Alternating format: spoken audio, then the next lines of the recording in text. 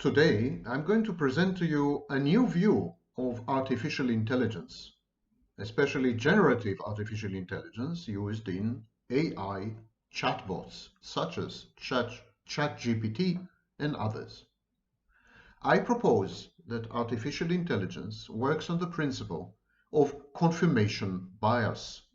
It encourages psychosis and delusions by telling you what you want to hear. It is crowdsourced, and because it relies on billions of texts and so on and so forth, it creates the impression of impartiality and authority.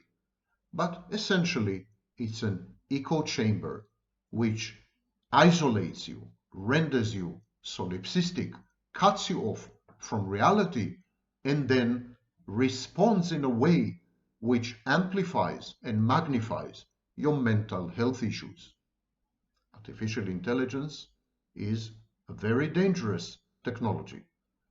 Not necessarily because it's going to extinguish or eradicate the human species, but because it can drive all of us further away from reality and into fantasies that rely on cognitive distortions such as grandiosity and paranoid ideation.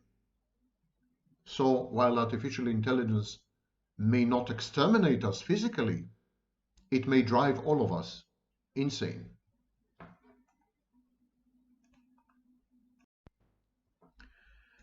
I've been warning about the adverse mental health consequences of generative artificial intelligence, GAI, or more colloquially, these are known as AI chatbots. So I've been warning that these chatbots could and do have adverse impact on their users. There is a playlist on this channel titled Artificial Intelligence and Technology where you can find many of these videos over the years. I have connected artificial intelligence with the resurgence and emergence of cluster B personality disorders, an increase in incidence and later prevalence in the general population. Today I would like to discuss the newly minted phrase AI psychosis, which essentially just captures what I've been saying for many years. So what is AI psychosis? I want to first reframe generative artificial intelligence. I think that chatbot and similar technologies are essentially crowdsourcing. They're a form of crowdsourcing. They're like the next generation of Wikipedia when it comes to the processing of information and its conversion into knowledge. So when you ask ChatGPT or DeepSeek or whatever, Anthropy or all these chatbots, when you ask them to create something new, for example, lines of coding or solve a mathematical problem and so on and so forth, that's not what we are discussing in this video. What we are discussing in this video is when you ask ChatGPT and similar chatbots for advice, when you ask them for information, fact-based information, when you regard them as an authority on the issues and questions that you're raising. In these situations, you are very vulnerable as a user, and regrettably, ChatGPT and similar chatbots are constructed to take advantage of this vulnerability. I don't think there's malevolence or malice, but that's definitely the way they leverage their interface or interaction with their users. There is a presumption of authority. There is a refusal to engage in a dialogue of equals. The chatbot assumes the position of a teacher, an encyclopedia, a guru, a leader, a thought leader, an intellectual, when actually it is far from it. Recent studies have conclusively demonstrated that 40% up to 50% of the responses and answers provided by chatbots, artificial intelligence chatbots, are completely wrong. These are not only hallucinations, but worse, misinformation and bias. They are wrong not only as a matter of opinion, They're wrong. As a matter of fact, they're factually wrong. I have tested the earlier version of ChatGPT 3, I think, and 3.5, with my own data. And you can see the result in the video I've made, again, in the artificial intelligence playlist. But the situation has become even worse. Artificial intelligence chatbots are suggestible. In other words, they are reactive and responsive to changes in the structure of the query. If you change your query, if you modify it, if you change the question, including the order of the words in the question, you're likely to receive dramatically different answers, which have nothing in common. They're mutually exclusive and contradictory. This is called suggestibility. You're able to influence the output of the chatbot by manipulating the input, the question you ask. This is a serious problem because chatbots end up telling you what you want to hear. They end up amplifying, magnifying your biases, your delusions, your misinformation. And by doing so, they're isolating you from reality increasingly more. They are rendering you intellectually solipsistic. It's not only a question of crowdsourcing, which in itself is very susceptible to manipulation and bias, but it's a crowdsourced echo chamber. It's a crowdsourced thought silo. It's the kind of crowdsourcing which never exposes the user to countervailing thinking, to challenges, to other opinions, to diversity. So AI psychosis is the outcome of a repetition of messaging, a repetition of texts, a repetition of images, a repetition of outputs that tend to self-enhance and self-reinforce time and again. They render the user amenable to delusions, including, for example, cognitive distortions such as grandiosity. Artificial intelligence aggrandizes users, tells them what they want to hear, affirms and confirms their own misperceptions about themselves, their own erroneous, fantastic, inflated sometimes self-concept. And all this creates what is colloquially known as AI psychosis. Let it be clear. There are many other situations in life which yield the same outcomes. For example, when you drink alcohol, this engenders something known as alcohol myopia, which is indistinguishable from narcissistic grandiosity. Similar impact. Cocaine has a similar impact. Coke grandiosity. The coke user feels that he or she is invincible, invulnerable, immune to the consequences of their actions. So alcohol myopia is similar to narcissism, whereas coke or cocaine would lead to something resembling very much psychopathy. But can AI chatbot trigger real psychosis? They can, as I've just explained, reinforce delusional beliefs about the environment, about other people, about reality, and about oneself. But in rare cases, yes, artificial intelligence chatbots have induced psychotic episodes. People developed psychosis. People were unable to tell the difference, to distinguish between reality and fantasy or reality and the delusion. They lost their reality testing. People who have interacted with generative artificial intelligence chatbots have been reporting this with increasing frequency. And this is seriously worrying. By now, we have well over 20 reports of people who have developed absolute psychotic disorder and required medication and even hospitalization. And this is in a single month. And so ChatGPT, Microsoft Copilot, DeepSeek, I mean, all these lead to transformations in one's state of mind. They alter consciousness. They are consciousness altering. Some people experience what they call spiritual awakening. Some people spot conspiracies and become conspiracy theories. Of course, because the technology is very new, there's very little research about this so-called AI psychosis. It's all anecdotal. There are no real studies. Let's go back to basics. Psychosis is when you perceive reality and when you think about it in the wrong way, when there is a disruption in the accurate flow or the accuracy of the flow of information from reality into your brain and your mind, and your appraisal of this information and your ability to organize this new incoming information, this new incoming stimuli in a prearranged framework which helps you to organize the world and make sense of it.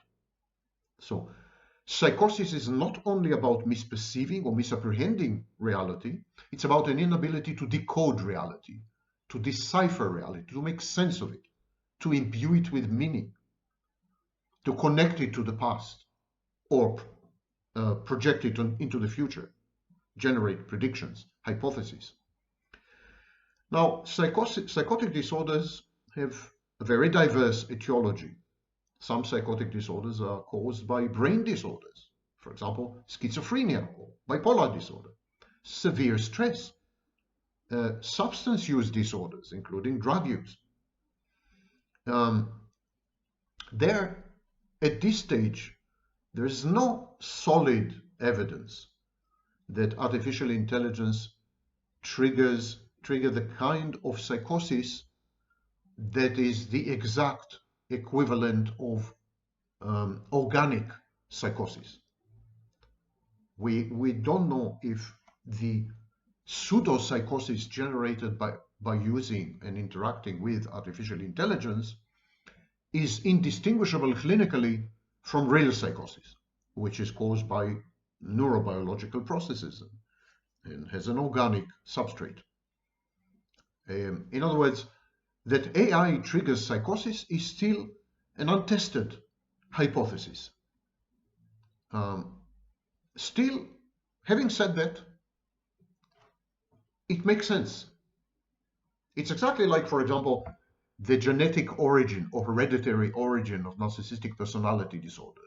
We do not have any convincing evidence that this is the case, but it makes a lot of sense and probably is true. Similarly with artificial intelligence,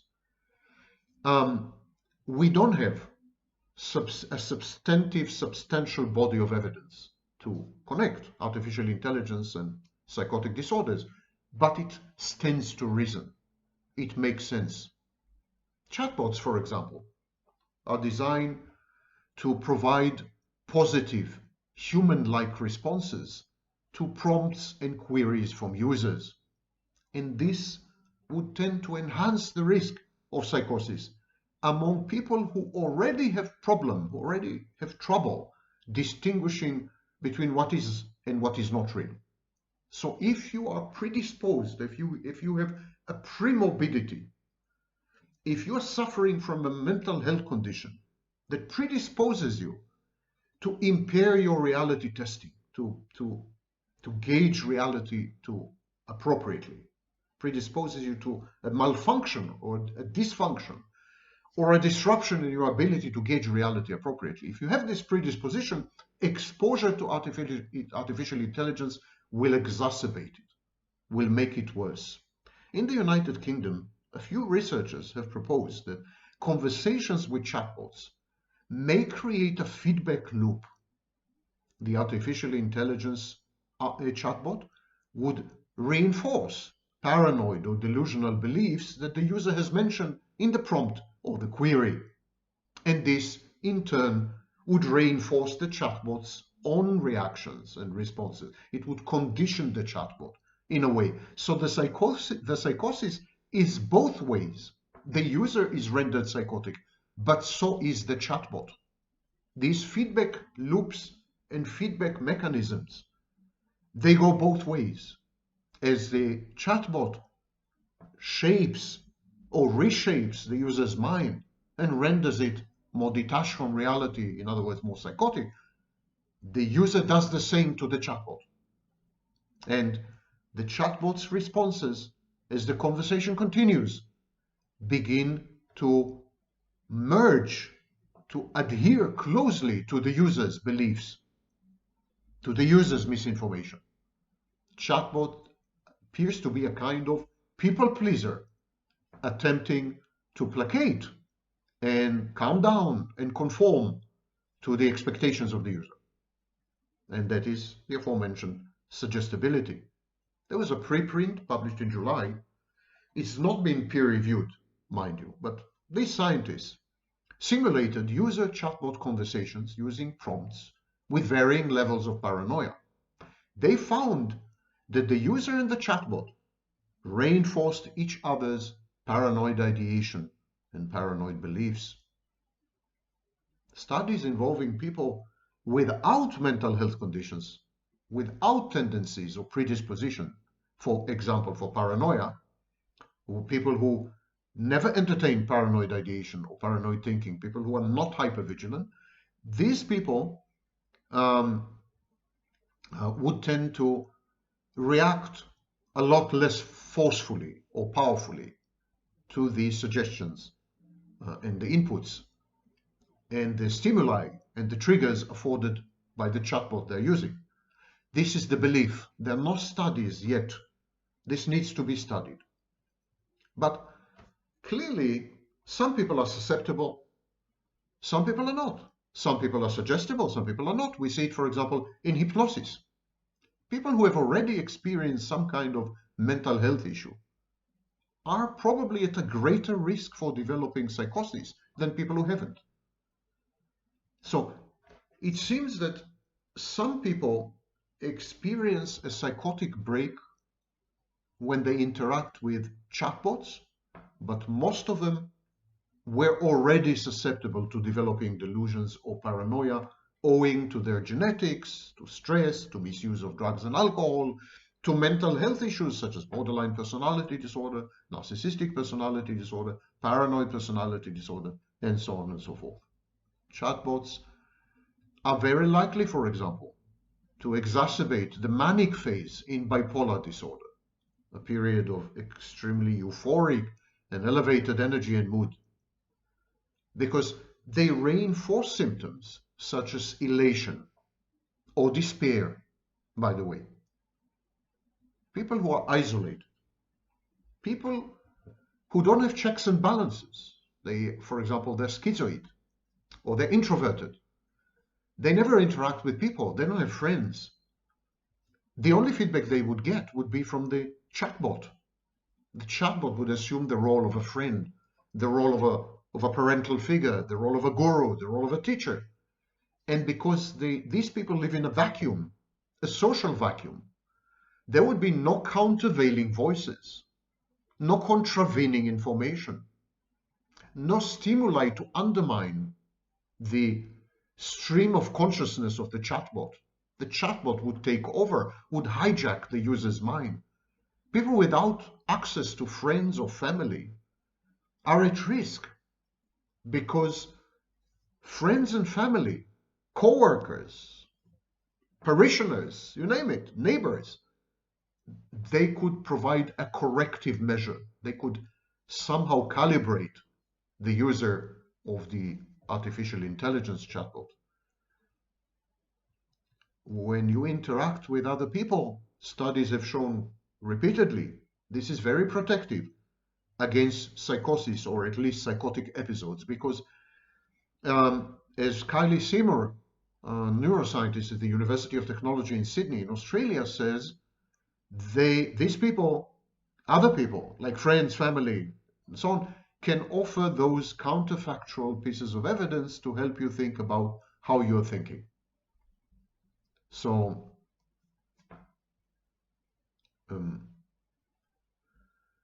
it's a problem. When you're all alone, you and the chatbot, you're in trouble. Simmer has misspoken. They don't provide counterfactual pieces of evidence. Other people provide factual pieces of evidence. The counterfactual emanates from the chatbot. But what she meant to say is that there would be competing narratives. If you're in touch with people and you're using an AI chatbot, you would have two competing narratives, which would prevent psychosis.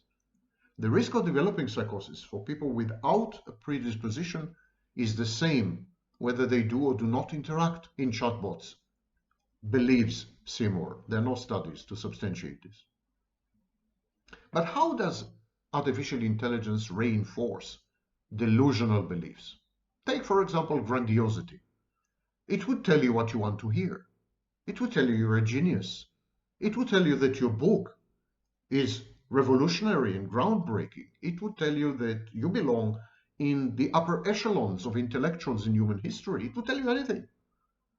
It would do anything to please you and to keep you as a user, to make sure that you continue to use the chatbot. And it would do so in an authoritative way, embedding it in a context which appears very real and well substantiated and well researched, when it actually is not, or is even completely fallacious. This is very serious. We're not talking about 4% of the responses. We're talking about half of them. Chatbots remember information from conversations that occurred months earlier.